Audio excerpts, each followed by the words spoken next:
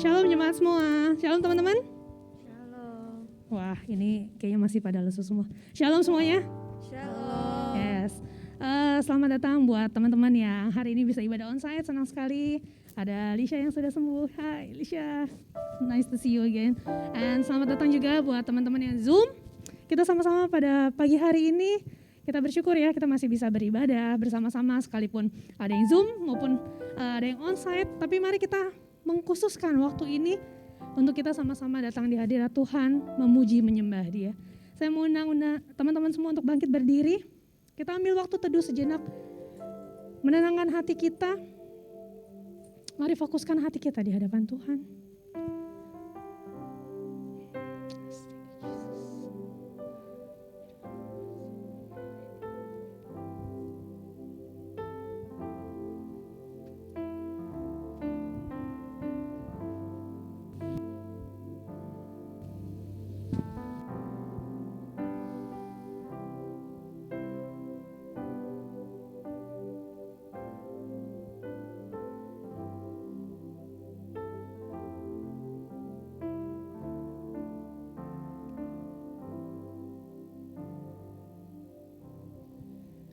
Jemaat sekalian, ingatlah selalu di dalam setiap kehidupan kita, bahkan di dalam ibadah kita, bahwa pertolongan kita adalah dalam nama Tuhan yang menjadikan langit dan bumi, dan yang kasih setianya untuk selama-lamanya.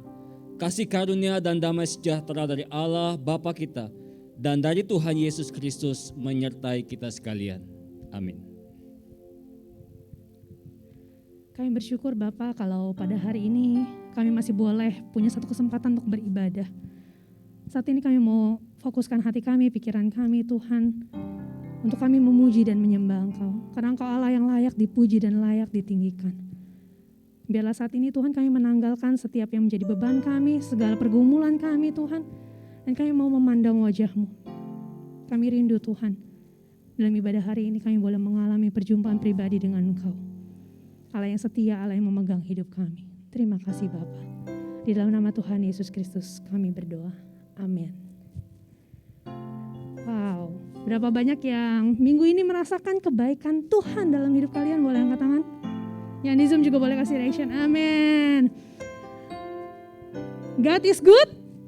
All the time. And all the time. God is good. Wah, kurang kenceng nih. Yuk kita sama-sama declare. God is good. All the time. And all the time. God is good. Amin. Mari sama-sama kita menaikkan satu pujian. Sebab Tuhan baik. Mari kita masuk ke dalam gerbang Tuhan dengan ucapan syukur. Dan marilah kita memuji Dia. Sebab Dia Allah yang baik buat setiap kita. Mari kita bertepuk tangan.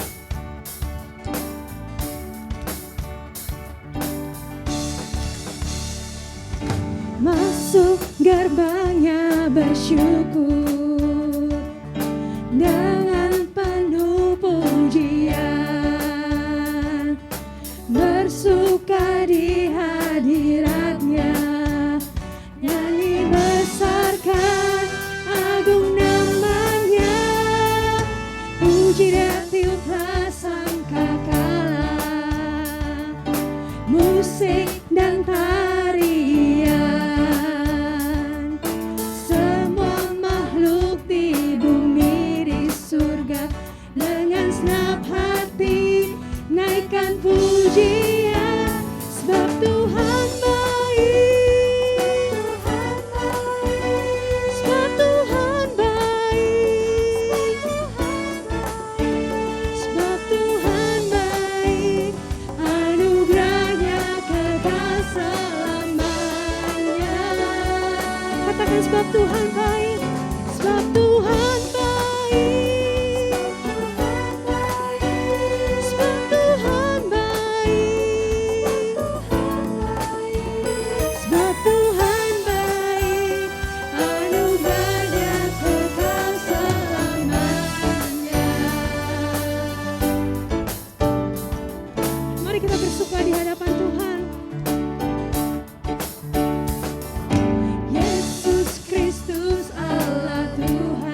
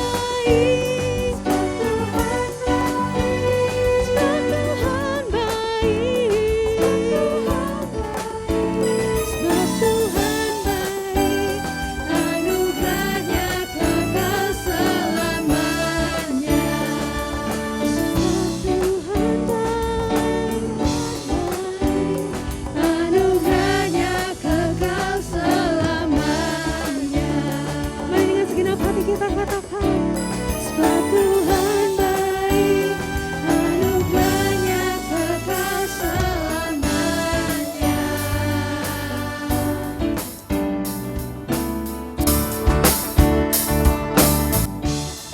Haleluya. Praise God. Silakan duduk teman-teman semua. Kita akan masuk ke dalam bacaan bertanggapan kita. Yang diambil dari Mazmur 99 ayat yang pertama sampai dengan yang ke-9.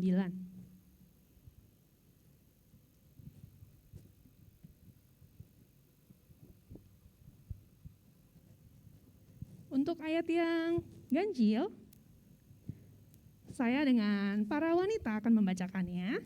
Sedangkan untuk yang genap, saya minta singer dan juga para pria untuk membacakannya.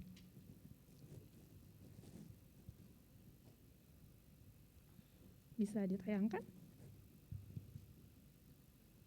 Oh, sorry. Dari Roma 10 ayat 8 sampai 13, sorry. Ayat yang ke-8 saya dengan para wanita akan bacakan, lalu ayat 9 para singer dengan yang para pria, dan demikian seterusnya ya. Siap? Roma 8 ayat 10, pasal 10 ayat 8 sampai 13. Tetapi apakah katanya, ini firman itu dekat padamu, yakni di dalam mulutmu dan di dalam hatimu. Itulah firman iman yang kami beritakan. Sebab jika kamu mengaku dengan mulutmu bahwa Yesus adalah Tuhan dan percaya dalam hatimu bahwa Allah telah membangkitkan Dia dari yang mati, maka kamu akan diselamatkan. Karena dengan hati orang percaya dan dibenarkan, dan dengan mulut orang mengaku dan diselamatkan. Karena kitab suci berkata, barang siapa yang percaya kepada Dia tidak akan dipermalukan. Sebab tidak ada perbedaan antara orang Yahudi dan orang Yunani, karena Allah yang satu itu adalah Tuhan dari semua orang, kaya bagi semua orang yang berseru kepadanya. Sebab barang siapa yang berseru kepada nama Tuhan akan diselamatkan. Amin. Sebab barang siapa yang berseru kepada nama Tuhan akan diselamatkan. Bersyukur sekali. Saya mau sharing sedikit. Saya baru balik dari Lampung. Tenang, udah antigen. Jadi saya ada pelayanan mission trip gitu ya ke Lampung sama tim nari saya untuk kami mengajar di sana. Dan ketika perencanaan gitu ya, waktu perencanaan ini galau. Galaunya kenapa?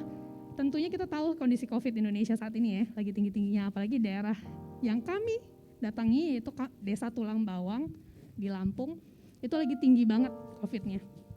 Selain itu juga bahkan gereja yang harusnya jadi tempat kami adakan seminar, di situ gembalanya punya anak di Jakarta. Sempat datengin anaknya di Jakarta, terus anaknya positif COVID.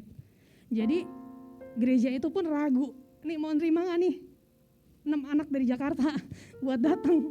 Jangan-jangan ada klaster. Dan akhirnya kami disuggest ya udah mundurin aja lah. Tetapi setelah melihat kita juga susah dari segi jadwal, terus kami juga bilang ya udah kita berdoa. Dan ketika saya berdoa gitu ya, saya tanya Tuhan, ini gimana? Lampung udah direncanain dari tahun lalu gitu ya. Tapi kondisinya COVID-nya lagi tinggi, terus belum tahu juga kalau tiba-tiba PPKM berubah, gak bisa nyebrang, gimana ceritanya, lain cerita gitu ya. Tetapi di tengah-tengah situasi itu, saya berdoa sama Tuhan. Dan Tuhan kasih saya satu lagu ini. Dan refnya bilang, Tuhanlah yang membimbingku, tanganku dipegang teguh. Dan ketika saya dapetin lagu ini dari Tuhan, saya tahu satu hal. Tuhan yang akan memimpin langkah saya dan tim ke sana. Akhirnya kami putuskan, oke, kita tetap berangkat. Kita minta sama Tuhan venue yang baru, tempat yang baru. Dan Tuhan berikan tempat yang baru di sana. Satu gereja, bahkan gereja Injili, gereja yang gak punya penari.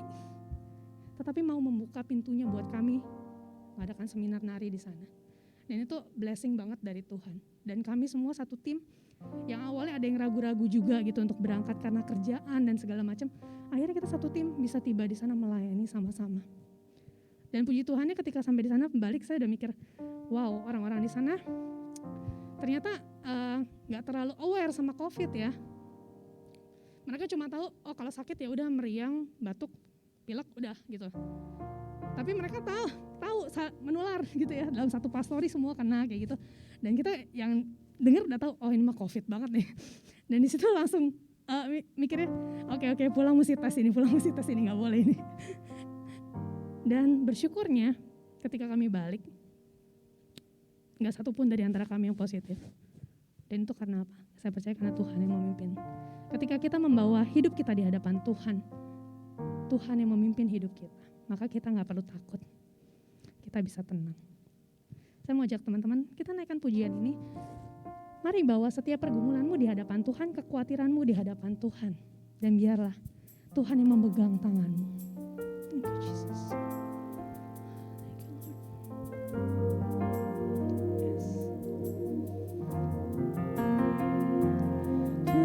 Tuhanlah yang membimbingku, tanganku dipegang teguh, hatiku berserah penuh, tanganku dipegang teguh.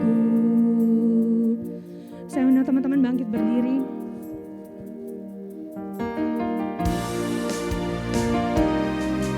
Biarlah setiap kita membawa setiap pergumulan kita di hadapan Tuhan, kekhawatiran, ketakutan kita di hadapan Tuhan. Dan izinkan Tuhan menenangkan hati kita saat ini. Tenanglah kini hatiku, Tuhan memimpin langkahku. Di setiap saat dan kerja tetap ku rasa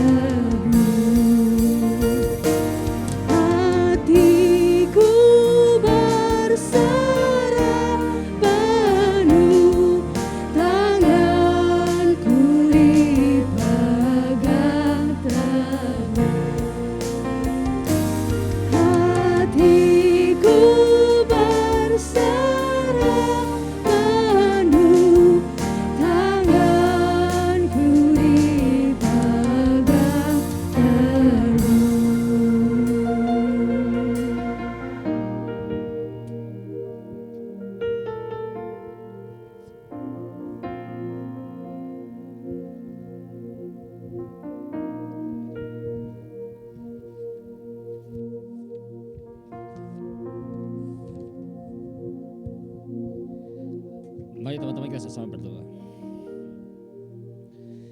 Kepada Allah yang rahmani, yang memanggil kami untuk boleh berhimpun di dalam ibadah hari ini, biarlah Tuhan Engkau mempersiapkan hati dan pikiran kami untuk boleh menyambut akan pemberitaan firman-Mu. Sapalah kami Tuhan, dan Engkau tahu Tuhan akan segala keterbatasan kami. Setiap kami punya pergumulan, setiap kami punya sesuatu yang sedang kami resahkan Tuhan, dan setiap kami juga punya sesuatu yang sedang kami banggakan.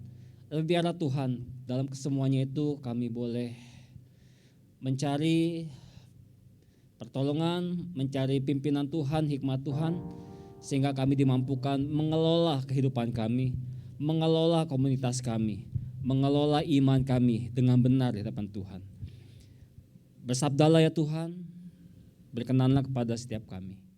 Hamba-Mu yang penuh keterbatasan, yang akan menyampaikan kebenaran firman-Mu, dan juga setiap kami mendengarkan, kami boleh bersama-sama bertumbuh di dalam Tuhan. Dalam nama Tuhan Yesus kami berdoa. Amin. Silakan duduk teman-teman sekalian. Selamat pagi. Ya, terima kasih untuk sambutannya. Selamat pagi. Anda kurang mencintai saya. Saya memberikan selamat dan pagi, kalian cuma mengirimkan selamat paginya doang. Selamatnya diambil sendiri. Tidak apa-apa, karena Tuhan yang menyelamatkan saya. Ya, hari ini kita akan sama-sama membahas satu tema, hidup dalam berkomunitas. Ya, kita akan sama-sama membuka satu bagian firman Tuhan dari Efesus pasal kedua.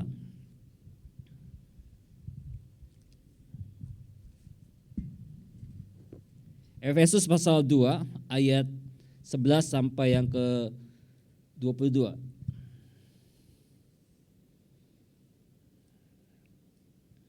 Kita akan membaca secara tanggapannya teman-teman sekalian.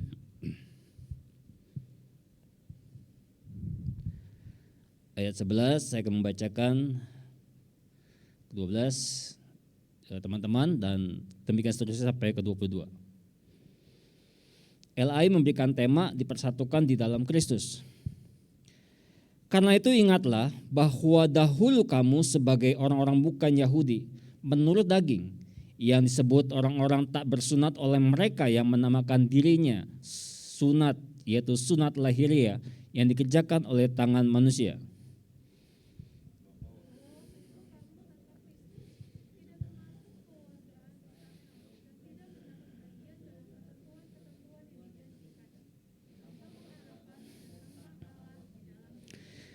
Tetapi sekarang di dalam Kristus Yesus, kamu yang dahulu jauh sudah menjadi dekat oleh darah Kristus.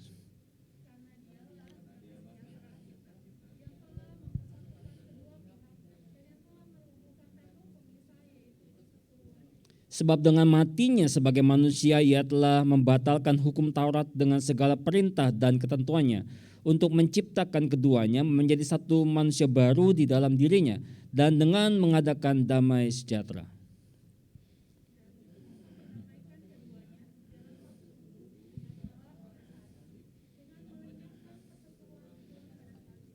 Ia datang dan memberitakan damai sejahtera kepada kamu yang jauh dan damai sejahtera kepada mereka yang dekat.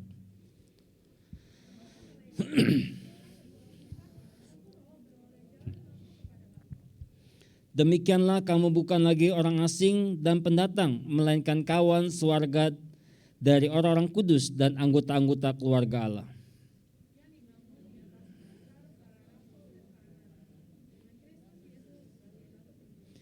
Di dalam Dia tumbuh seluruh bangunan, rapi tersusun menjadi bait Allah yang kudus di dalam Tuhan.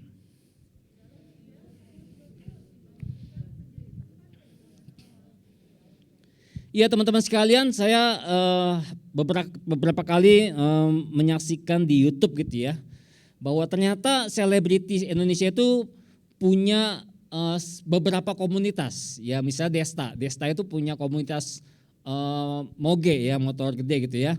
Lalu sepak bola. Jadi itu yang saya tahu ya, ada 2 komunitas dia.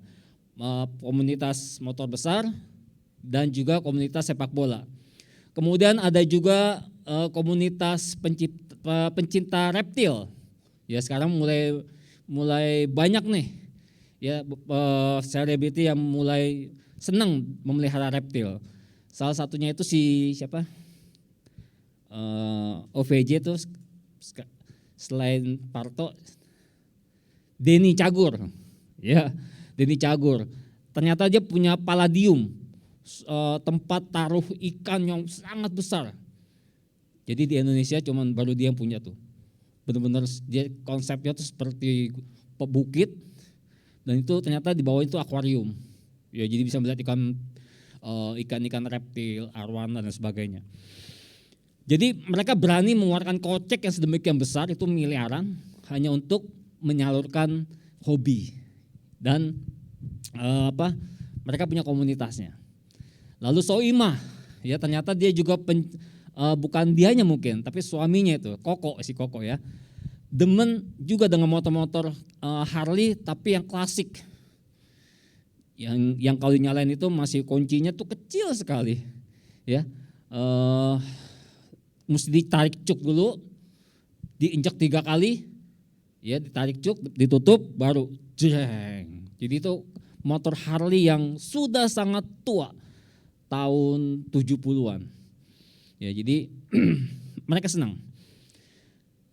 Lalu saya juga senang sebetulnya dengan mobil-mobil klasik, mobil tua. Nah ada satu showroom tuh di Jakarta Selatan, dia punya mobil-mobil klasik yang luar biasa, sangat bagus sekali. Itu mobil-mobil tahun 60-an, tahun 70-an, tapi itu direstorasi habis-habisan. Jadi mirip sekali dengan baru, ya. Jadi kaki-kakinya, bodi atas, bodi samping, interior dalam, semuanya itu dia memang ubah menjadi baru, bagus sekali. Lalu ditanya nih sama si reporter, ini gimana lu cara dapetin barang-barang kayak begini? Yang penting lu cari, kita punya komunitas, itu biasanya akan dikasih. Jadi komunitas membantu dia untuk menemukan kesulitan bagaimana merestorasi mobil tuanya untuk menjadi bagus sekali. Nah teman-teman, kita bisa melihat pada akhirnya ya bahwa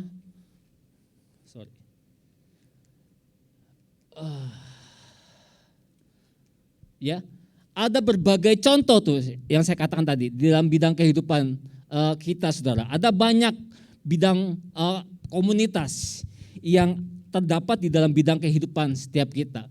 Misalnya di dalam bidang sosial, ya ada komunitas aksi cepat tanggap, komunitas Safe Street Child, bagaimana komunitas ini menyelamatkan anak-anak yang berada di jalanan gitu ya, pengguna trotoar.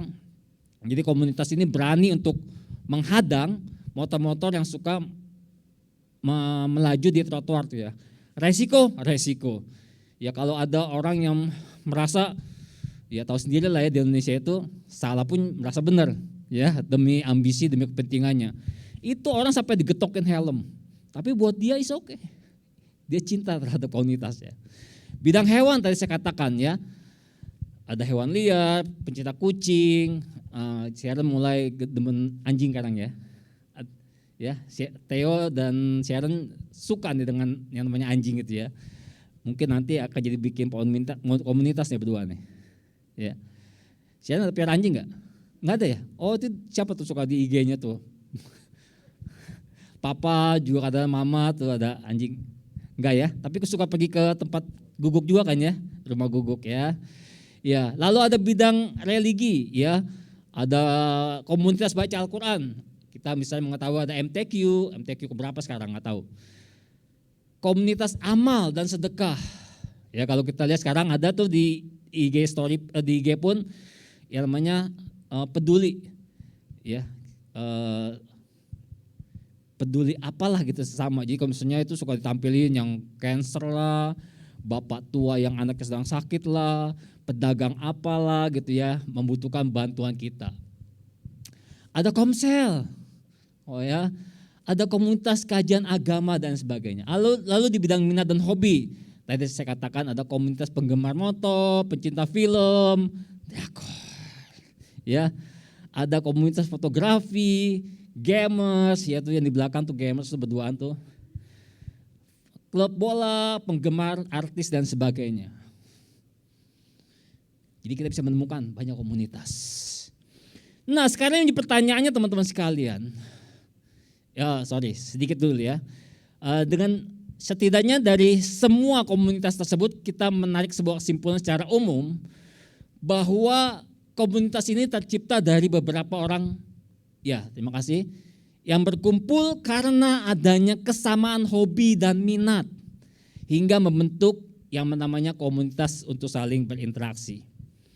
Punya kesamaan hobi, punya kesamaan minat, punya kesamaan antusias, gitu ya. Punya sesuatu yang sama-sama didemenin. Jadi bagaimana supaya rasa sukanya ini terus bisa berkelanjutan dan semakin bermakna, maka mereka membentuk yang namanya komunitas. Itu tadi teman-teman sekalian. Berbagai contoh sebuah komunitas bahwa komunitas itu terjadi karena adanya kesamaan hobi, minat.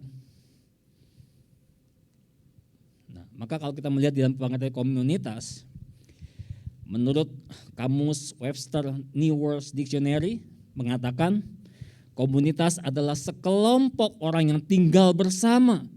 Ya, ini lebih paten lagi nih, tinggal bersama gitu ya. Sebagai unit sosial yang mempunyai ketertarikan antar satu dan yang lain.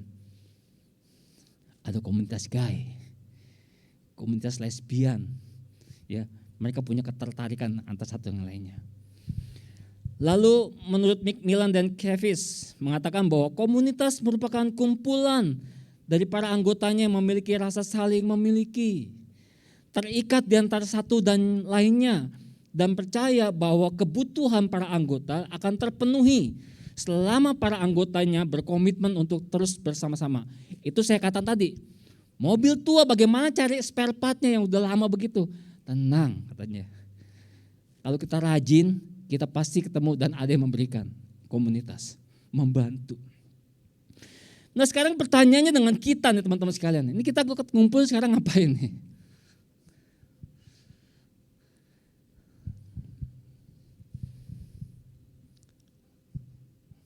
Kita ngumpul sekarang ngapain nih? Kita sedang bersekongkol, sedang berkumpul saja, atau kita sedang berkomunitas. Yubat, kita ngapain kumpul sini? Kita sedang berkumpul, bersekongkol, atau sedang berkomunitas? Berkomunitas. Kenapa kamu bisa mengatakan berkomunitas?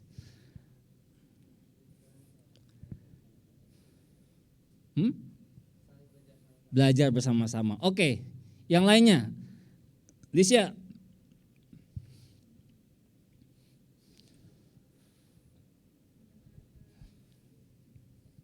Kenapa? Sama-sama punya antusias yang sama, yaitu mendengar firman. Oke. Ya, jadi mau mengatakan ada kesamaan gitu ya. Sama-sama mau belajar, sama-sama mendengar firman.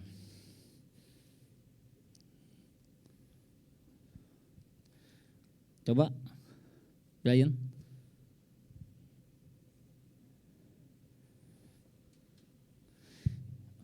Gak muncul di ini ya? It's okay. Ya, bagaimana dengan kita? Kalau kita menyebut diri kita itu sebagai Kristen, bagaimana dengan kekristenan? Apakah kita ini sebuah komunitas? Kalau iya, tadi dikatakan kita ada punya kebersamaan, ada punya hobi, ada punya minat yang sama. Seperti apa teman-teman sekalian? Kenapa kita disebut sebagai komunitas? Komunitas apa? Pertanyaannya. Kekristenan itu disebut komunitas. Oke, kalau kita mengatakan bahwa kita komunitas, kita ini disebut komunitas apa?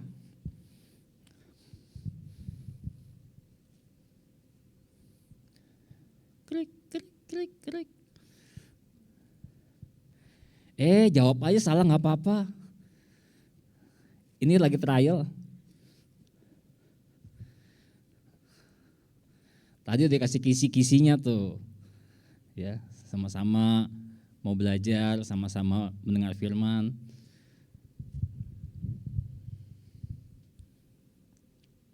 Ayo, kita disebut, Kristen disebut sebagai apa? Ya, dibocorin kan? Ya, jadi kita ini disebut komunitas tubuh Kristus, teman-teman sekalian.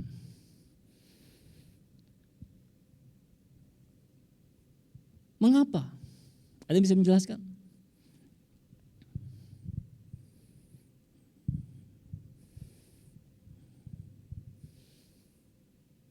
Ada yang tahu?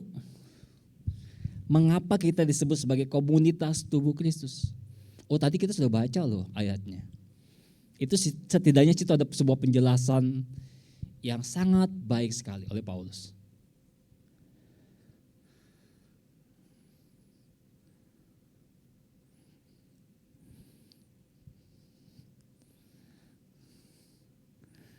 Baca nggak diperhatikan berarti ini. Ya. Kenapa disebut komunitas tubuh Kristus? Kalau kita membaca dari pasal ayat 11 tadi ya. Karena komunitas ini terbentuk bukan oleh keinginan kita, saudara.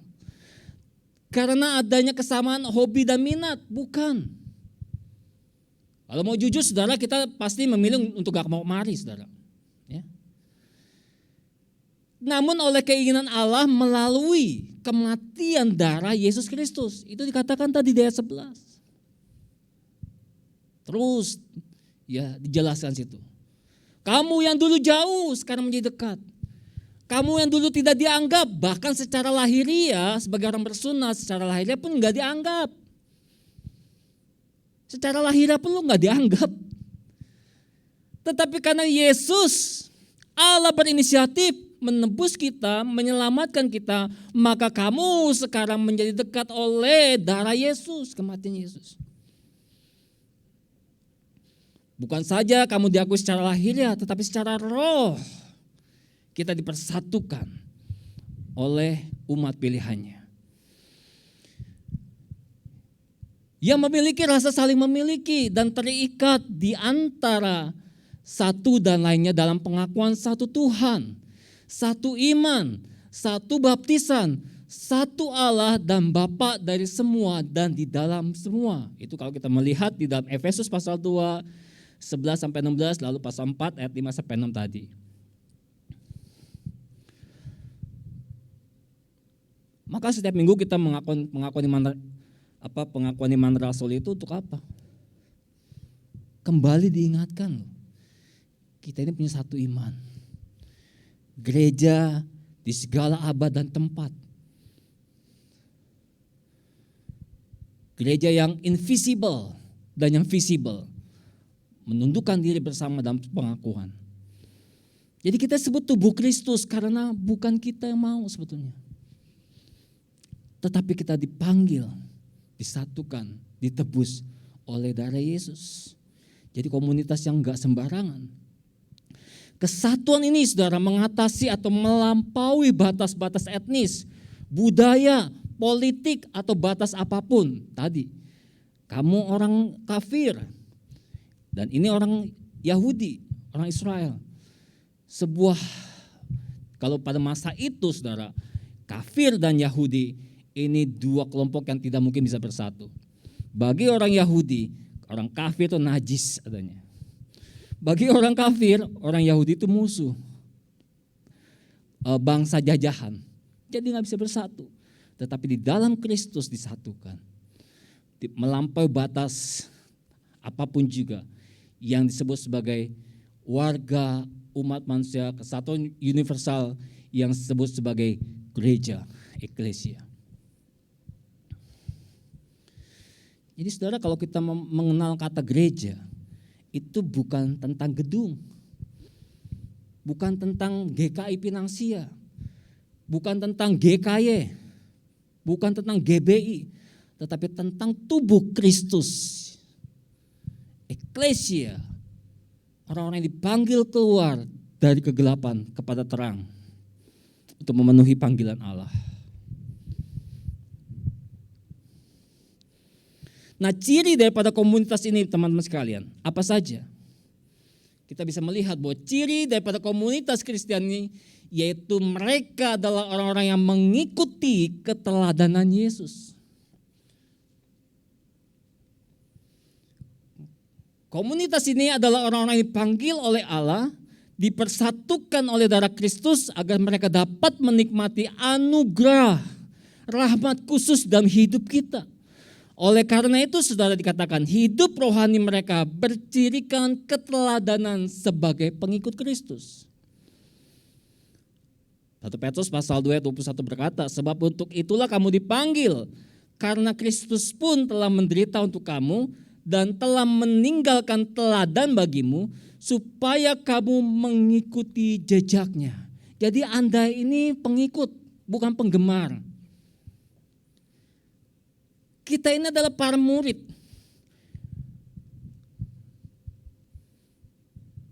Dipanggil dengan sedemikian rupa. Ditebus. Yang pada akhirnya hidup kita bukan untuk kita lagi. Bukan untuk memuaskan nafsu kita lagi. Bukan untuk menyenangkan diri kita lagi. Tetapi kita sedang berusaha untuk mengikuti apa yang Allah inginkan. Mengikuti teladan Yesus. Maka kalau kita mengerti bagian ini teman-teman sekalian, kalau kita memahami bahwa saya adalah orang Kristen, maka orang Kristen adalah komunitas tubuh Kristus, di mana komunitas ini terjadi bukan karena hobi, bukan karena minat, tetapi karena kemurahan Allah di dalam Yesus Kristus yang menebus saya, dan saya dipersatukan di dalam tubuhnya untuk hidup saya mengikuti keteladanan Yesus.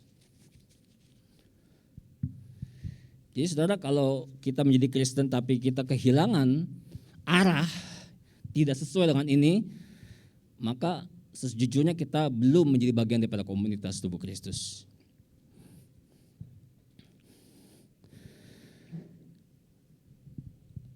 Tapi kita sadar saudara bahwa secara konsep kita tahu, ya, saya yakin secara konsep kita tahu. Tetapi seringkali kita berhadapan dengan tantangan. Sehingga kita sulit untuk menjalani kehidupan iman kita secara benar. Kita sulit menjadi orang-orang Kristen yang baik. Kita sulit untuk menjadi orang-orang Kristen yang bertanggung jawab atau menjadi orang Kristen yang sesuai dengan harapan daripada Allah itu sendiri. Kita memang berhadapan dengan banyak tantangan dalam hidup kita sebagai orang percaya. Apa saja tantangan kita sebagai komunitas tubuh Kristus itu sendiri? Yang pertama itu, sampai seberapa jauh kita memaknai, memahami rasa berkomunitas dalam persekutuan gereja yang kita hidupi. Apa maksudnya? Ya, secara konseptual, rasa berkomunitas yang dimaksudkan di sini adalah ketika setiap anggota komunitas menghayati, seberapa jauh kita menghayati. Seberapa jauh kita merasakan dengan kuat elemen-elemen penting dalam hidup berkomunitas kita. Misalnya keanggotaan yang dihidupi, keunikan-keunikan kita. Stephen sebagai tubuh Kristus yang unik, punya keunikan tersendiri, misalnya dia orang pendiam, dia orang yang tenang, dia mungkin juga orang yang tidak banyak bicara. Lalu berbeda dengan Theo mungkin, ya. Seorang yang lebih menyukai musik, seorang yang mungkin banyak sekali pertemanannya, lalu Hubert dan lain sebagainya. Kita masing-masing punya keunikan-keunikan. Nah, sampai sejauh mana kita menjadi komunitas itu yang bisa memaknai keunikan tersebut, kita menikmati keunikan tersebut, dan kita menghayati setiap kita masing-masing punya keunikan. Lalu apalagi? Kesempatan untuk memberi dan menerima pengaruh. Sebagai mungkin kita adalah orang yang cukup, apa kalau istilahnya seperti Petrus tuh ekstrovert ya. Ekstrovert gitu ya. Dominan mungkin. Orangnya gampang membuat sebuah keputusan dengan cepat. Enggak perlu mikir lagi. Pok, resiko belakangan. Tapi ada yang introvert misalnya. Mikir dulu, diem dulu, sabar ya, gue butuh waktu nih 3,5 abad tuh berpikir. Bagaimana setiap kita memberi dan menerima pengaruh? Mau tidak kita juga menerima pengaruh dari teman kita? Pengaruh-pengaruh yang positif tentunya. Mau tidak kita dikoreksi kalau kita memberikan sebuah pengaruh-pengaruh yang tidak baik? Bagaimana integrasi hubungan anggota dengan nilai-nilai yang menjawab kebutuhan anggota komunitas yang diperjuangkan? Sejauh mana kita masing-masing punya jembatannya nih, ya, untuk menjawab setiap kebutuhan anggota yang diperjuangkan.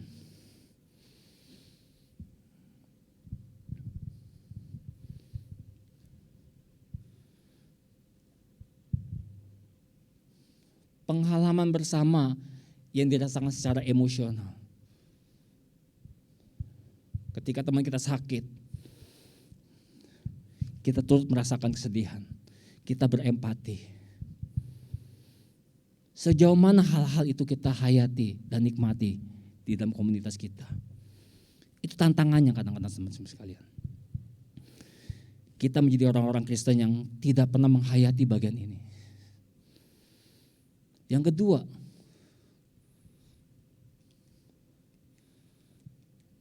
silakan Brian.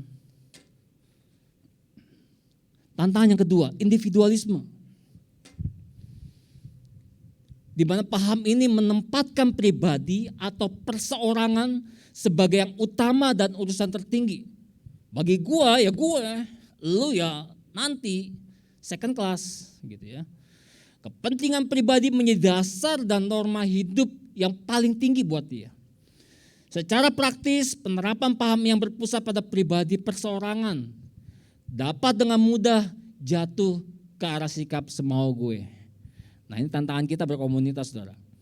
Ya, individualis. Gue gak mau peduli urusan lu seperti apa.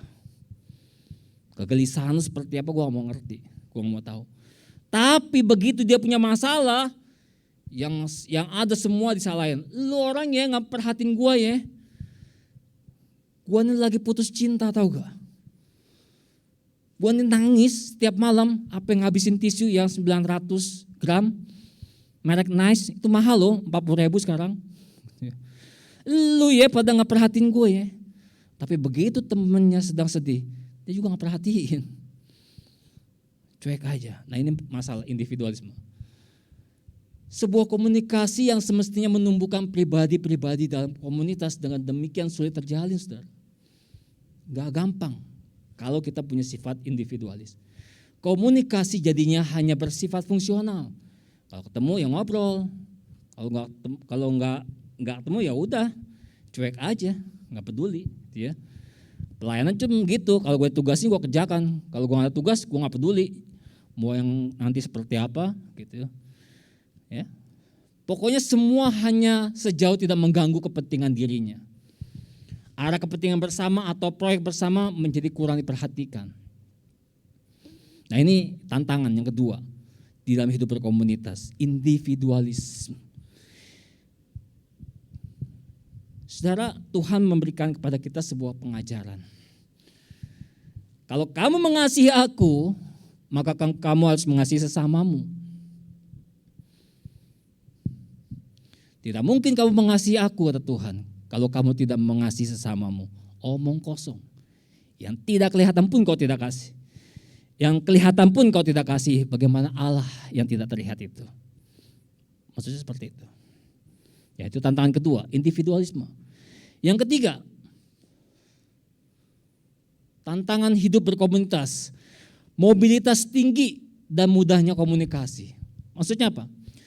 Seiring dengan mobilitas masyarakat yang demikian cepat dan tinggi, yang juga berarti mobilitas setiap individu yang cepat dan tinggi, dan didukung dengan teknologi komunikasi modern di mana masyarakat dapat terhubung dalam berbagai jejaring melalui media sosial dan media komunikasi berbasis internet serta mencapai berbagai tujuan yang sesuai dengan kepentingannya, membuat relasi formal tidak menjadi hal yang menarik. Dan akibatnya teman-teman sekalian, perjumpaan komunitas seringkali hanya bersifat transisi. Di sini aja minggu nih. Ya hari Minggu doang ketemu nih, transisi doang. Seadanya aja, hai Lisha, udah sembuh ya. Hey you but, makin ramping ya. Gitu ya. Lalu apa lagi? Nggak terkontrol dengan baik. Kurang menghayati perjumpaan. Mungkin di antara kita sekarang sedang berpikir nih, aduh kapan sih selesainya, mau Pinang Sari nih gitu ya. Oh mau ke mall ini nih. Nggak kepikiran nih teman-teman yang ada di sini, nggak kepikiran di pikiran kita. Yang kita pikirkan kapan selesainya nih. Ya. Lalu dengan alasan sibuk, wah kan? Sekarang ini sebuah alasan yang sangat luar biasa nih, sibuk. Kita sering menolak hal yang penting dalam hal merawat dan mempertumbuhkan kesatuan dan kerohanian komunitas. Ya, kemarin di grup WA tuh Lasodian sudah memberitahukan, ya, jangan gitu dong. Orang memberitahu informasi dijawab dong. Nggak enak loh. Tapi itu masalah terbesar dalam hidup orang Kristen saat ini, saudara. Padahal komunikasi berkembang sedemikian rupa harusnya membuat kita lebih gampang untuk bisa berespon dengan baik. Tetapi masalahnya kedagingan kita itu justru memakai perkembangan teknologi itu untuk membuat kita justru semakin tidak berespon dengan baik. Ini masalah, saudara. Kadang-kadang juga saya juga greget gitu ya. Kalau kita memberikan sebuah pesan, pemberitahuan, membutuhkan sebuah jawaban tapi nggak dijawab, saudara. Wah, itu hal yang tidak menyenangkan sebetulnya. Ya. Bagaimana kita mau berbicara tentang tubuh Kristus itu? Untuk hal yang sepele pun kita tidak begitu memperhatikan. Padahal itu sesuatu yang penting, saudara.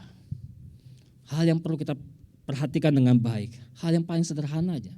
Merespon terhadap informasi yang dibutuhkan, jawaban yang dibutuhkan. Ya. Enggak sampai Anda itu diminta untuk mempersembahkan dirimu, mati bagi temanmu.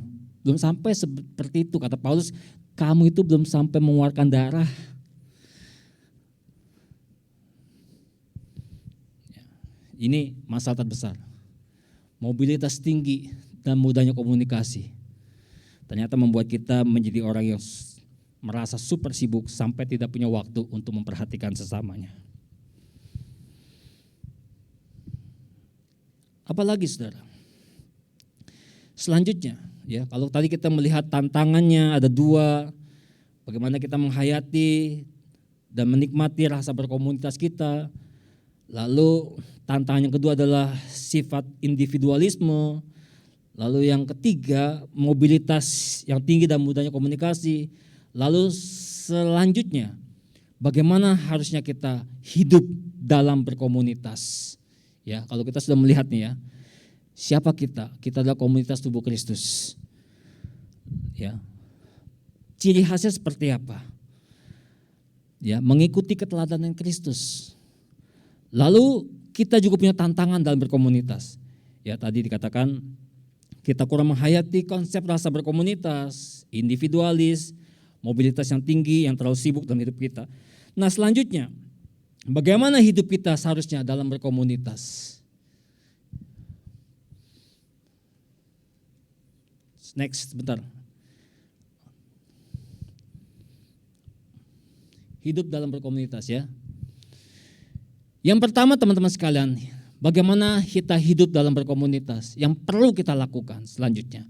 Yang pertama, hidup harmonis dan menjadi saksi Kristus. Anda tidak bisa mengabaikan bagian ini, saudara. Kalau Anda hidup tidak harmonis dan tidak pernah punya keinginan menjadi saksi Kristus, Anda tidak mungkin bisa terlibat atau menjadi komunitas tubuh Kristus yang baik. Nah, saudara, dalam komunitas yang terbentuk, pakai masker susah ngomongnya. Harus mau hidup secara harmonis. Di mana peragai kepribadian, status sosial, ras dan budaya itu dipersatukan oleh visi yang sama. Ya, bagaimana kita bisa harmonis? Kita perlu menundukkan peragai kepribadian kita, status sosial kita, ras dan budaya kita di dalam sebuah visi yang sama, saudara. Ya, kalau kita tadi ekstrovert, introvert, lalu saya orang kaya, lalu lu orang miskin misalnya ya, lu pendidikan, lu tidak berpendidikan. Lalu merasa saya orang Chinese, lu orang Jawa, lu orang Afrika, lu apalagi gitu ya. Nah kalau kita masih hidup di dalam sesuatu yang terpecah seperti itu, kita tidak mungkin bisa harmonis dan bisa menjadi saksi. Maka kita perlu mempersatukan semuanya itu dalam visi yang sama. Ya, dan ini memungkinkan komunitas kita itu menjadi saksi yang setia akan kasih Allah tak berhingga. Apa itu visinya teman-teman sekalian?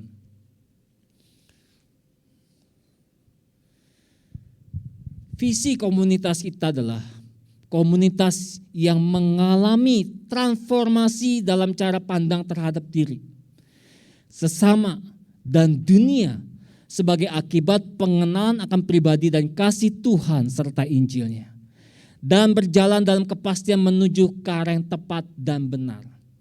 Ya, Paulus mengatakan di dalam Roma 12 ayat 2, janganlah kamu menjadi serupa dengan dunia ini, tetapi berubahlah oleh pembaharuan budimu, sehingga kamu dapat membedakan manakah kehendak Allah, apa yang baik, yang berkenan kepada Allah, dan yang sempurna. Saudara, kita perlu mengalami transformasi. Yohanes Calvin mengatakan kita tidak mungkin mengenal Allah kalau kita tidak mengenal diri kita dengan baik. Sebaliknya, kita tidak mungkin mengenal diri kita dengan baik kalau kita tidak mengenal Allah dengan baik. Karena itu Paulus mengatakan berubahlah oleh pembaharuan budimu. Jangan lagi kamu menganggap dirimu sebagai pribadi yang, wah saya beda. Status sosial saya sekarang beda. Saya terpelajar, saya mapan, dan lain sebagainya. Lalu melihat teman kita yang mungkin sederhana hidupnya, tidak terpelajar, urakan dan sebagainya. Lalu kita mengatakan dia bukan bagian saya. Tidak bisa saudara. Di dalam tubuh Kristus, siapapun Anda, status sosial apapun Anda, latar belakang hidupmu, peragai apapun yang kita miliki, kita mesti mau menundukkan diri di dalam visi yang sama. Berubah di dalam sebuah transformasi pikiran kita terhadap sesama. Yang kedua saudara, hidup dalam berkomunitas, hidup saling memberi inspirasi dan dukungan. Ya. Dalam komunitas atau tubuh Kristus kita perlu memberi inspirasi dan dukungan. Sebab kita mengenali Kristus dalam diri sesama. Sebab jika kita mengenali Kristus dalam sesama, maka kita dapat menerima sesama, belajar bagaimana mengampuni dan menanggung kelemahan sesama, dan terus menerus saling memberi inspirasi, dukungan, dan semangat untuk hidup pertobatan.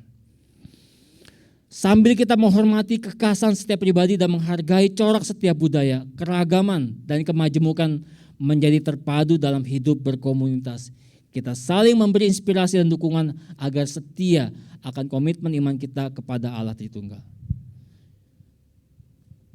Saudara, hal yang paling penting dalam hidup kita saat ini adalah mari kita memberikan masing-masing sebuah inspirasi. Jangan menjatuhkan.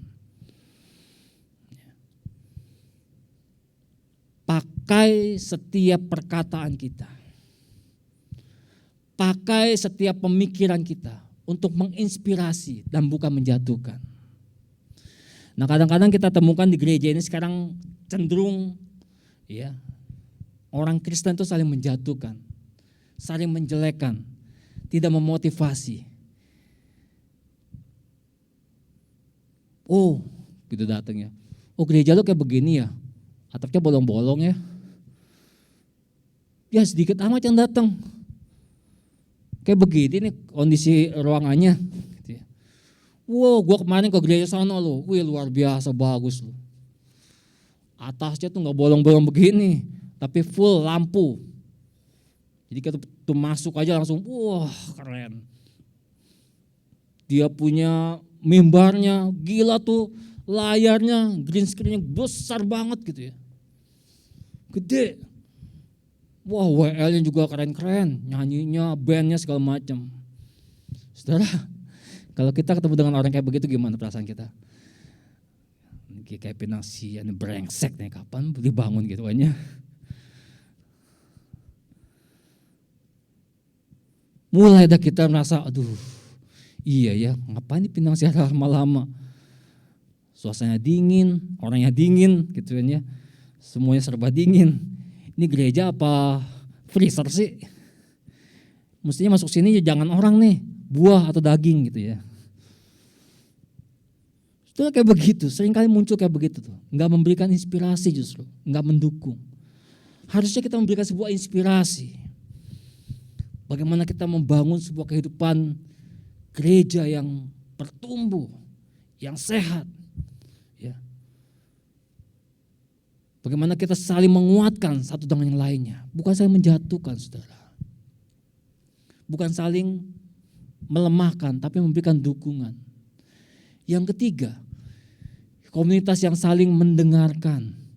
Ada gejala, saudara, yang sangat fenomenal saat ini yang kita hadapi, yakni sulitnya saling mendengarkan dan semua orang ingin didengarkan. Kalau Anda melihat di acara ILC atau perdebatan antara di TV One itu biasa tuh ya, antara yang satu kubu yang ini pro pemerintah, yang satu kubu oposisi.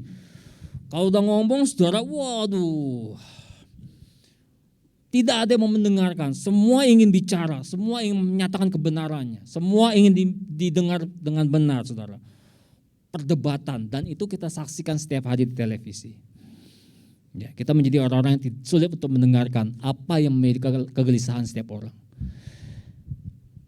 Nah, saudara, di dalam komunitas kita, dalam keluarga sekalipun kita perlu saling mendengarkan satu sama lain.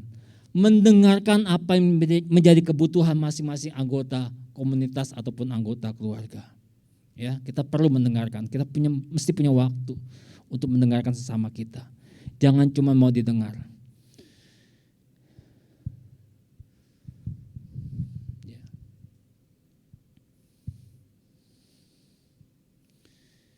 Yang selanjutnya adalah hidup dalam berkomunitas. Yang keempat adalah saling membantu. Saudara, komunitas itu indah kalau anggotanya saling membantu.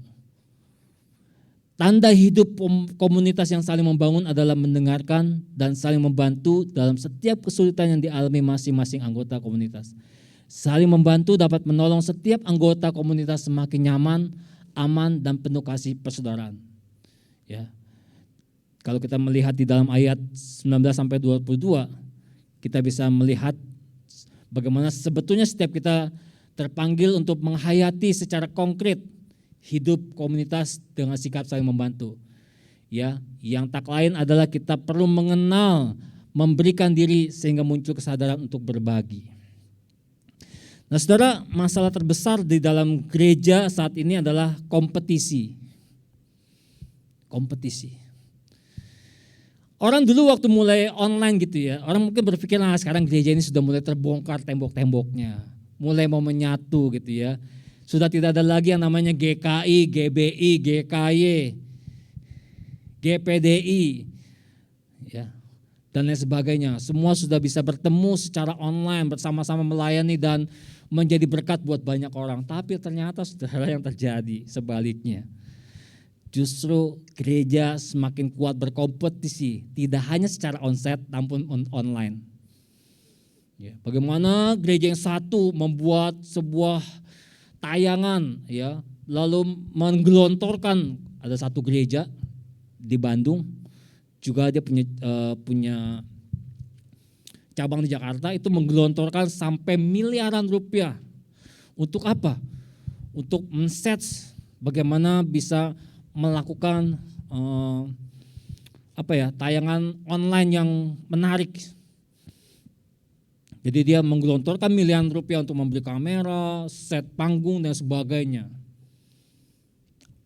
Tujuannya cuma satu, saudara, supaya Anda pindah sana lihatnya. Ya. Kalau ibadah KU3, GKI Pinang Sia, ya itu lagi. Kecil gambarnya gitu kan ya. Cuman orang doang satu. B-nya gak kelihatan. Gak menarik. Layarnya kurang bagus, burem-burem. Kadang-kadang bunyi kesek-kesek gitu. Jangankan jemaat luar, jemaat gereja komplain, gimana sih itu gereja gitu kan ya. Udah pindah, ganti channel. Wah, di channel situ luar biasa. Semuanya kelihatan. WL-nya, singernya, pemusiknya, lampunya, semuanya kelihatan. Terang. Tidak ada gesek-gesek. Persaingan pindah di dalam media sosial. Nah, kita mesti berhati-hati, saudara. Padahal kita tahu bahwa ada banyak gereja yang mengalami kesusahan dalam dana, saudara. Ada banyak gereja yang kesusahan dalam dana, saudara. Tapi gereja memikirkan dirinya sendiri. Miliaran dipakai untuk dirinya sendiri. Dan memikirkan tentang apa yang terjadi di dalam tubuh Kristus yang lain. Saudara, bagaimana kita bisa berkomunitas seperti itu? Sulit, saudara. Kita mesti belajar bahwa orang-orang dunia pun mampu untuk memberikan dukungan satu dengan yang lainnya dalam berkomunitas. Masa gereja tidak bisa? Yang katanya adalah tubuh Kristus. Karena itu saudara, kita perlu menyadari bahwa kita telah dipersatukan oleh darah Kristus. Ada rasa saling memiliki, terikat di antara satu dan lainnya. Kita mesti saling hidup berinteraksi, saling menolong, bersama-sama melawan ancaman yang sama, saling mengajari dan menasehati, memiliki pembekalan bersama, menentukan aturan bersama, dan percaya bahwa kebutuhan para anggota akan terpenuhi selama para anggota berkomitmen untuk terus bersama-sama melekat dalam kesatuan tubuh Kristus. Ini yang perlu kita lakukan, saudara, sebagai komunitas tubuh Kristus. Yang kelima, hidup saling berbagi. Komunitas berbagi kerap kali pahami sekedar berbagi pengalaman.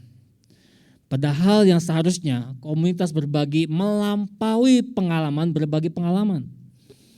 Bukan cuma sekedar berbagi pengalaman, saudara, tetapi yang perlu kita lakukan adalah berbagi dari apa yang kita miliki untuk orang lain. Ini kan Yesus ajarkan. Yesus itu datang tidak hanya sekedar memberitahukan, ini ya pengalaman rasul-rasul, nabi-nabi dulu seperti itu. Selesai? Enggak. Tapi dia melampaui pengalaman itu.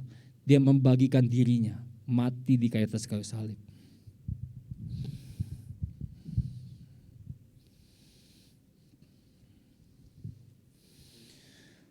Dalam 2 Korintus pasal 8 Paulus berkata, sebab kamu dibebani bukanlah supaya orang-orang lain mendapat keringanan, tetapi supaya ada keseimbangan.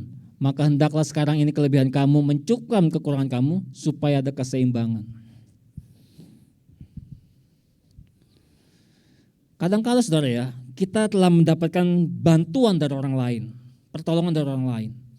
Tetapi kita lupa, ketika kita telah menjadi nyaman, ketika hidup kita telah begitu baik, kita lupa kepada sesama kita. Kita cuma memberikan pengalaman, wah dulu ya gua tuh susah.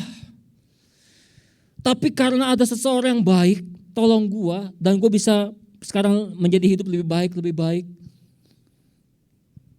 Udah gitu doang, berbagi pengalaman doang. Padahal orang ini sedang mengalami kesusahan di mana dia butuh sekedar pertolongan sekedar daripada sebuah pengalaman yang diceritakan. Maka saya mengajarkan dulu dari anak-anak pemuda, mungkin dari sekolah minggu, kita ada namanya social concern dan guardian angel. Di situ saya juga dapat bagian itu dari guru pembina rohani di pemuda saya dulu, ya, tentang guardian angel. Jadi bagaimana kita mendoakan satu orang misalnya, tanpa orang itu ketahui. Lalu kita memperhatikan apa menjadi kebutuhannya. Dan secara diam-diam kita membantu, mensupport kebutuhan orang tersebut. Dan hal itu menjadi bagian yang terus saya lakukan sampai saat ini. Saudara. Tidak cukup bagi saya itu hanya membagikan pengalaman, wah dulu gue tuh susah banget. Kerja sebagai orang lulusan SMP kerja apa? Gak bisa kerja. Susah mau makan aja gak punya uang. Duit cuman goceng dulu. Ya, duit cuman goceng. Dipakai buat ngopi 3.000. Tinggal 2.000. Ngapain lagi 2.000? Saya jalan tuh dari Mangga Besar ujung ke ujung. Ini 2.000 buat apa lagi nih? Sampai akhirnya ada seseorang datang tolong saya bekerja. Dan saya bisa menikah dan lain sebagainya. Pengalaman-pengalaman itu membuat saya mulai membangun sebuah empati terhadap sesama. Tidak cukup bagi saya membagikan pengalaman saya, tetapi saya mesti mewujud nyatakan seperti yang Yesus kerjakan di dalam hidup kita. Yesus tidak hanya bercerita tentang pengalaman masa Israel itu, tetapi dia memberikan tubuhnya, hidupnya untuk menolong kita. Saudara, berbagi tidak perlu menunggu memiliki harta berlimpah. Sebab orang makin banyak harta kadang-kadang makin pelit. Ya. Orang makin banyak uang makin pelit, saudara. Kenapa? Takut hartanya berkurang. Tetapi dari kekurangan yang kita miliki kita dapat menjadi berkat bagi sesama. Sikap berbagi adalah sikap yang sangat membahagia bila dihayati sebagai karunia untuk menyelamatkan orang lain. Terutama mereka yang sulit dalam hidupnya. Ya, kalau kita melihat ayat 12, bahwa kamu itu dulu tanpa Kristus tidak termasuk kewargaan Israel dan tidak mendapat bagian dalam ketentuan-ketentuan yang dijanjikan, tanpa pengharapan dan tanpa Allah di dalam dunia.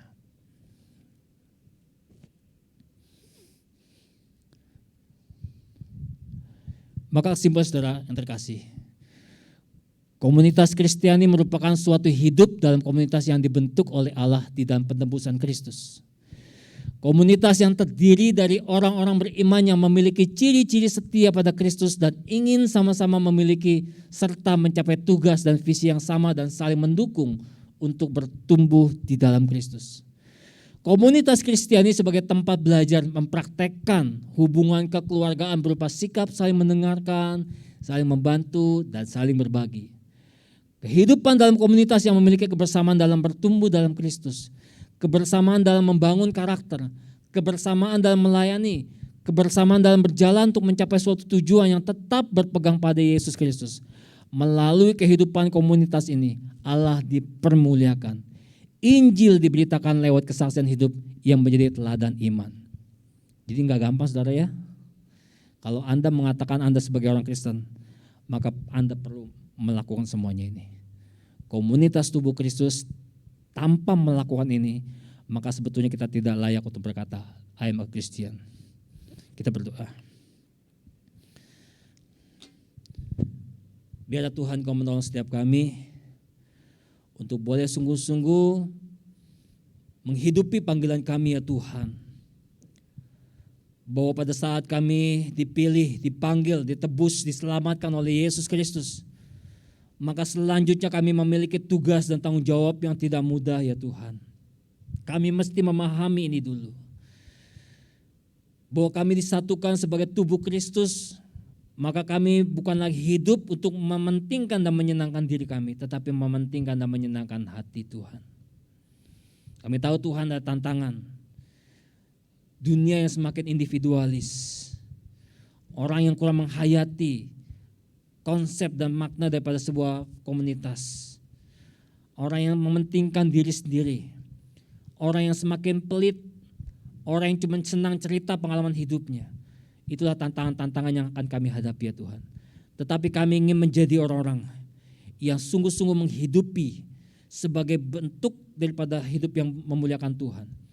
Menjadi berkat, menjadi garam dan terang di tengah dunia ini. Maka kami perlu melawan semua tantangan itu Tuhan.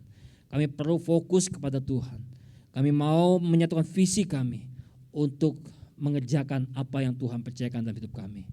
Sehingga sungguh Tuhan, kami boleh menjadi sebuah komunitas yang saling membangun, mau punya waktu mendengarkan, tidak menganggap diri terlalu penting, tetapi sesama ada sesuatu yang penting. Kami ingin menjadi orang-orang yang memperhatikan satu dengan yang lainnya dan belajar berbagi di dalam setiap kelimpahan maupun juga dalam setiap kekurangan kami. Terima kasih ya Tuhan, biar kami boleh hidup dalam berkomunitas yang baik, yang sesuai dengan maksud dan tujuan Tuhan memanggil kami menjadi satu di dalam tubuh Kristus. Dalam nama Tuhan Yesus kami berdoa. Amin. Saya kembalikan kepada worship.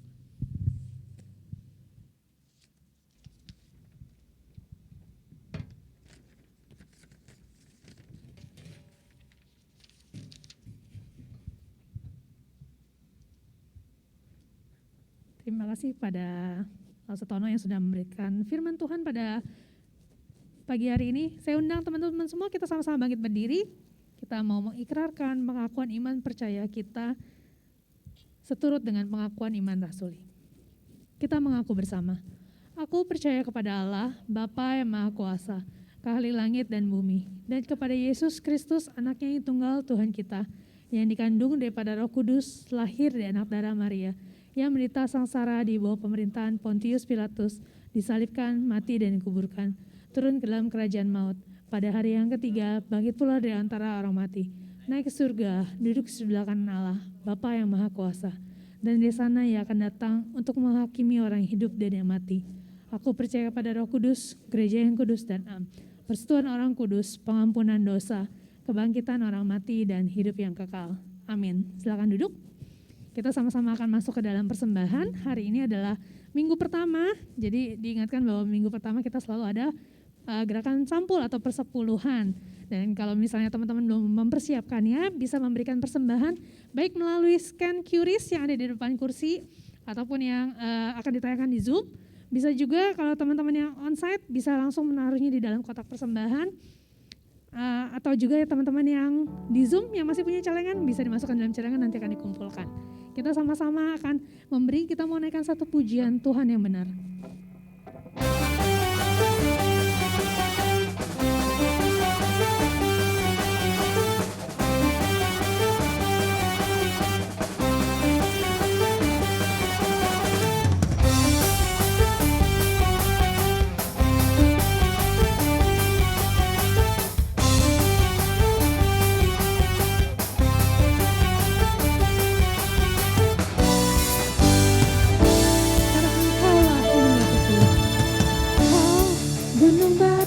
Dan kau, kota bentengku, tak akan ku ragu. Kau menjamin hidupku, kau keselamatanku, dan kau yang membelaku, tak akan ku takut. Kuasamu di dalamku, walau badai menerpa di dalam hidupku ini.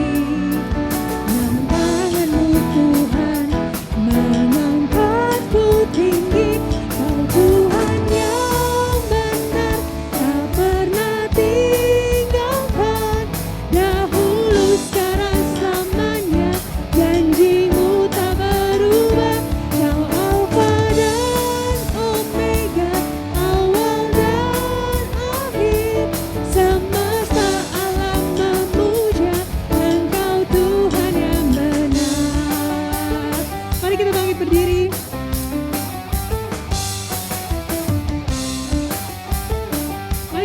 Bahwa Dialah gunung batu dan juga keselamatan setiap kita.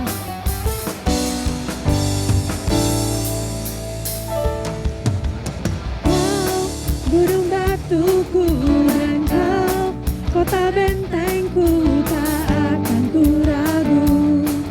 Kau menjamin hidupku, kau keselamatanku, dan kau yang membelaku, tak akan ku takut. Kuasamu di dalamku, walau badai menerpa di dalam hidupku ini. Namun tanganmu Tuhan mengangkatku tinggi. Kau Tuhan yang benar, tak pernah tinggalkan. Dahulu, sekarang, selamanya, janjimu tak berubah. Kau Alfa dan Omega, awal dan akhir. Semesta alam memuja Engkau Tuhan yang benar. Dialah gunung batu dan juga kekuatan setiap kita. Di dalam tangan Tuhan kita tidak perlu takut.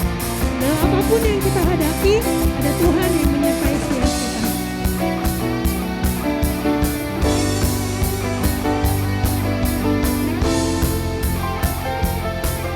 Mari dengan iman kita katakan, walau badai menerpa di dalam hidupku ini, namun tanganmu Tuhan mengangkatku tinggi. Kau Tuhan yang benar, tak pernah tinggalkan.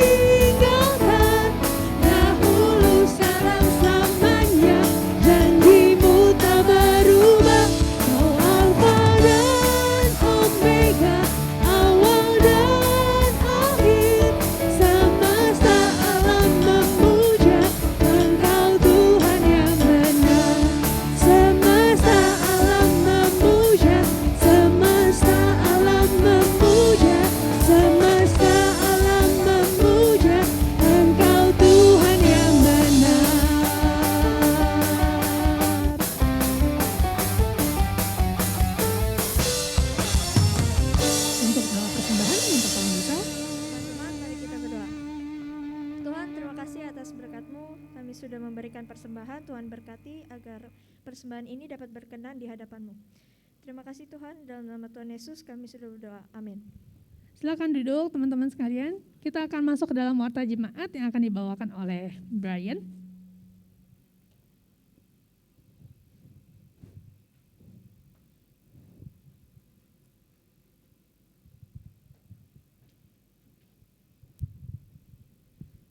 Shalom semuanya yang ada di ruangan ini sama yang ada di Zoom. Apa kabar? Baik? Sehat? Sehat, oke. Ya, jadi selamat datang bagi teman-teman yang sudah hadir di ruangan ini.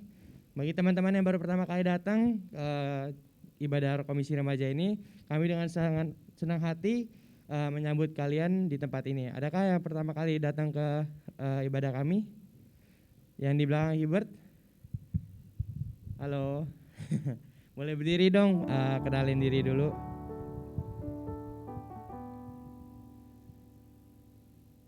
Ya, ke depan boleh. Perkenalin namanya siapa gitu. Shalom teman-teman, perkenalkan nama saya Steven. Ini kembar atau? Thank you. Ya teman-teman yang ada di sini boleh dong sapa Steven, say hi, halo. Oke, jangan lupa untuk tetap mengikuti ibadah Komisi Remaja kita minggu depan pukul 10 pagi. Ya bagi yang kalian tidak bisa hadir di onsite boleh juga mengikuti ibadah kami melalui Zoom via Zoom pukul 10 pagi. Terus terima kasih kepada Allah Setono yang telah memberkati kita semua dengan kebenaran firman Tuhan. Semoga Tuhan selalu berkati Allah Setono dan juga keluarga. Kemudian masuk ke warta minggu depan.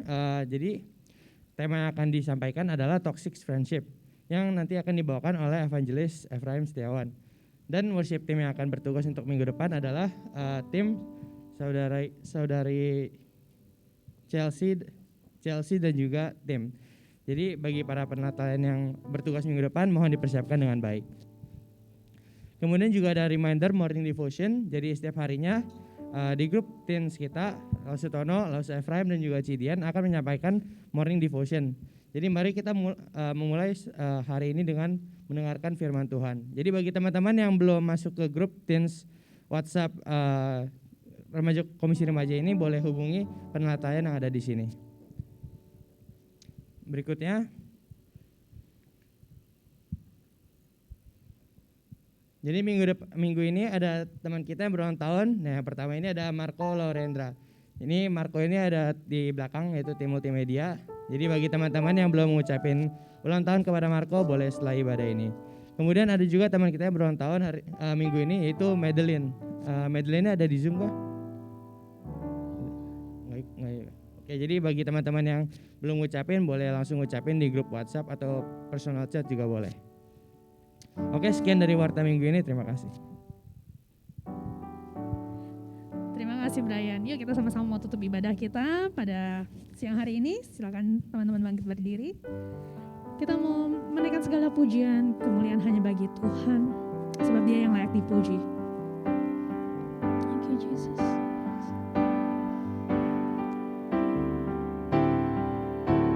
Ku kagum hormat akan Engkau, ku kagum hormat akan Engkau, Kau Allah yang layak dipuji, ku kagum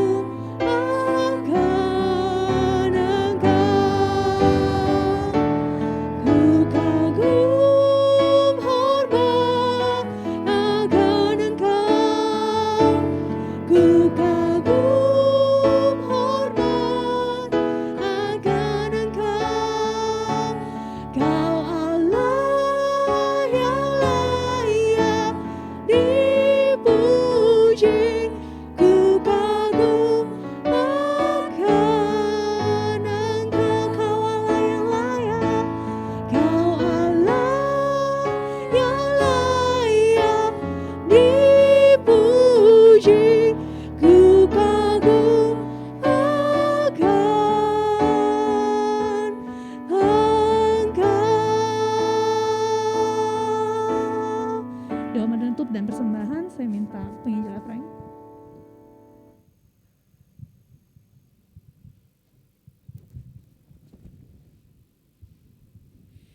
Tuhan, kami bersyukur jika pagi ini kami bisa beribadah, dan biarlah kiranya Tuhan dalam ibadah kami pada hari ini Engkau disenangkan, dan setiap kami yang menaikkan puji-pujian, penyembahan kami, kiranya kami pun dapat mengalami kekuatan di dalam Tuhan.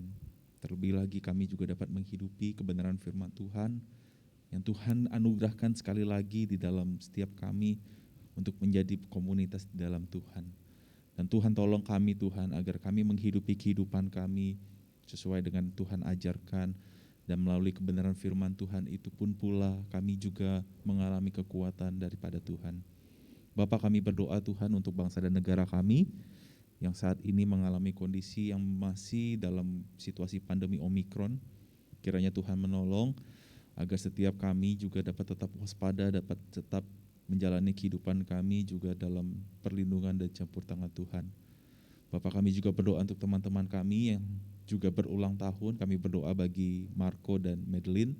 Biarlah Tuhan menyertai mereka dan memberkati mereka di dalam setiap kehidupan mereka, agar mereka juga mengalami perlindungan Tuhan, mereka juga mengalami kuasa Tuhan, dan mereka juga menghidupi kehidupan mereka di dalam iman, percaya di dalam Yesus Kristus.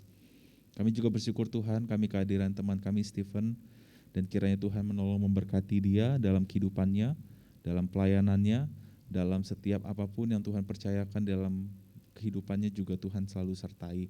Berkati juga Tuhan bagi setiap kami yang hadir pada hari ini, biarlah lawatan Tuhan senantiasa ada bagi setiap kami, dan Tuhan menolong dan menyertai dalam setiap kehidupan kami, agar kami dapat menjalani kehidupan ini di dalam kedaulatan dan campur tangan Tuhan. Kami ingin mengakhiri ibadah ini dengan membawa berkat daripada Tuhan. Tuhan memberkati engkau dan melindungi engkau. Tuhan menyinari engkau dengan wajahnya dan memberi engkau kasih karunia. Tuhan menghadapkan wajahnya kepadamu dan memberi engkau damai sejahtera. Mulai hari ini sampai selama-lamanya.